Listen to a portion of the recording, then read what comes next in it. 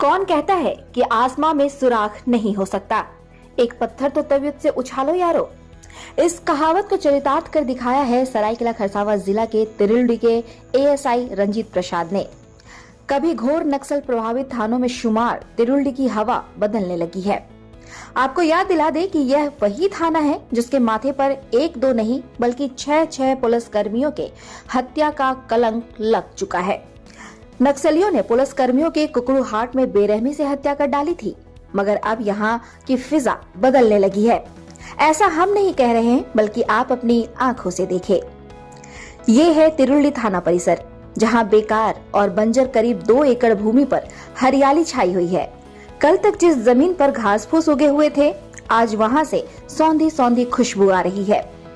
थाना परिसर के बागान में गोभी, पालक, आलू, प्याज, बैंगन, टमाटर की खेती हो रही है, यानी आम के आम गुठलियों के दाम। इसे कोई माली सिंचित नहीं कर रहा है, बल्कि थाने में पदस्थापित अधिकारी और जवान अपने हाथों से सींच रहे हैं। एएसआई रंजीत प्रसाद ने बताया कि यहाँ के किसान बंजर भूमि का हवाला देकर खेती करने से घबराते थे, मगर हम लोगों ने यहाँ ऑर्गेनिक खाद का प्रयोग कर खेती किया है। 2 साल तक मेहनत कर खेती को तैयार किया, जो तैयार हो चुके हैं। आज आसपास के ग्रामीण हम लोगों से खेती की कला सीखने आते हैं और सहयोग करते हैं। उन्होंने बताया कि यदि क्षेत्र के युवा जागरूक होकर यहाँ की मिट्टी में मेहनत करे तो वे अपनी आय को दोगुना कर सकते हैं। यहाँ की भूमि उपजाऊ बन सकती है। रबी फसल भी किसान यहाँ से प्राप्त कर सकते हैं। वहीं रंजीत प्रसाद को नए थानेदार का भी पूरा सहयोग मिल रहा है। नए थानेदार रितेश कुमार ने जब से यहाँ का पदभार ग्रहण किया है, थाने की रौनक बदलने लगी है।